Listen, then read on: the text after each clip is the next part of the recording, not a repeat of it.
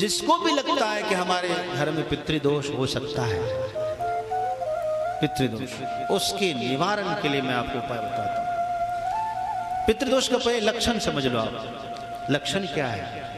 यदि आपके घर में कलह होती है, कलह समझते हो ना, बात बात में लड़ाई, बात बात में लड़ाई, भोजन में ना चाहते हुए भी केश आ रहा है, बाल,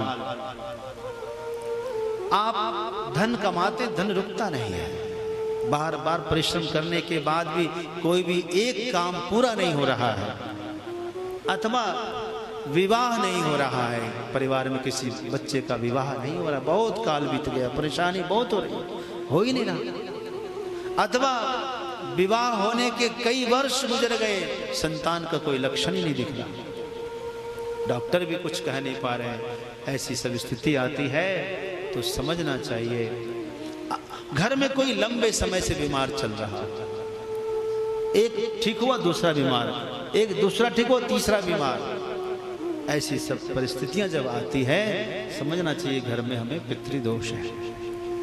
पितृदोष कब होता है, क्यों होता है, ये कौन होते हैं? ये होते हैं हमारे पूर्वज जिनकी मृत्यु हुई और उनका और जो दैहिक जो संस्कार है, श्राद्ध है, पिंडदान है, विधि विधान से नहीं हुआ, ऐसे अतृप्त आत्मा जो है हमें हमारे वंश को आगे बढ़ने में रोकती है।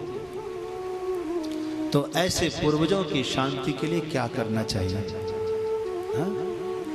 तो आप याद रखना, अपने घर में आप क्या करिए, दीप जलाइए। ये दीप की बड़ी भूमिका है, दिया की। संध्या के समय में आप जो है दीप बनाइए। एक दीप जो है अपने घर के मंदिर में, जहाँ आपका मंदिर है वहाँ रखिए।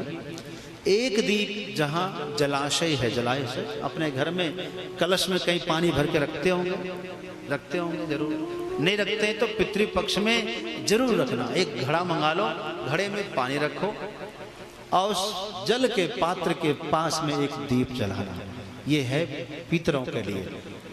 एक दीप अपने घर के चौखट के बाहर जलाओ।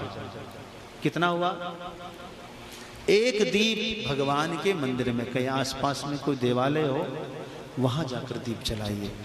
ये 4 दीप आप रोज जलाइए, पितृपक्ष जब तक है तब तक जलाइए। और ऐसा करने से आपके पूर्वज को बड़ी तृप्ति मिलेगी, आपके ऊपर से सारे पितृदोष संपन्न हो जाएंगे। ये श्राद्ध पक्ष की बात कर रहा हूं। एक और उपाय कर लेना इस पितृपक्ष के दौरान। शनिवार को एक लोटे में जल, उसमें थोड़ा सा दूध मिला देना, थोड़ा सा तिल मिला देना और जा करके पीपल वृक्ष में इसको चढ़ा देना सुबह सुबह। यह काम करना, इससे भी आपके पूर्वज बड़े तृप्त हो जाएंगे। आपको कोई विधि विधान नहीं मालूम हुआ है तो भी आपके पूर्वज तृप्त हो जाएंगे। पीपल वृक्ष ब्रह्म वृक्ष माना जाता है। ब्रह्म की तृप्ति से, भगवान की तृप्ति से सभी तृप्त हो जाते हैं। एक काम और करना, इस पितृपक्ष में ब्राह्मण भोजन जरूर कराना। लोग आपको बहुत तरह की बात कहेंगे, अरे भाई भोजन कराने से कभी घटता नहीं है, ये क्यों नहीं समझते आप? और ब्राह्मण के मुख से तो भगवान प्राप्त करते, भगवान पाते हैं। इसलिए किसी ब्राह्मण को बुलाकर, हो सके तो प्रतिदिन एक ब्राह्मण को भोजन कराइए पूरे 15 दिन तक।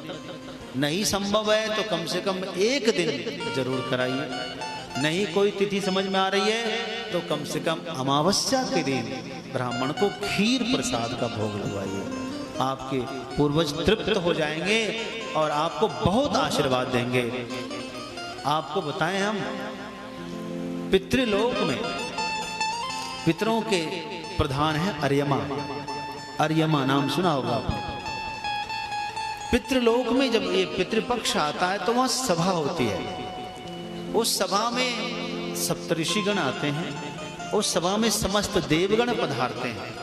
प्रति दिवस वहां सभा होती है और समस्त देवताओं के समक्ष में जिनके जिनके संतान, जिनके पुत्र पौत्र आदि अपने पूर्वजों के निमित्त श्राद्ध करते हैं, ब्राह्मण को भोजन कराकर दक्षिणा देते हैं, पुण्य कर्म करते हैं, उन व्यक्ति का वहां नाम लिया जाता है और उनको भरी सभा में सम्मान मिलता है। वो व्यक्ति को बहुत आनंद मिलता है। आपको पता है इतनी खुशी मिलती है कि वो व्यक्ति वहां नाचने लगते हैं। जैसे आपके घर में किसी पोता ने जन्म लिया, आप बिना जाने भी नाचने लगते हैं। वैसे ही हमारे पूर्वज जब हम कोई अच्छा कर्म करते हैं, पूर्वज स्वर्ग में नृत्य करते हैं खुशी में और उनका वहां सम्मान होता है।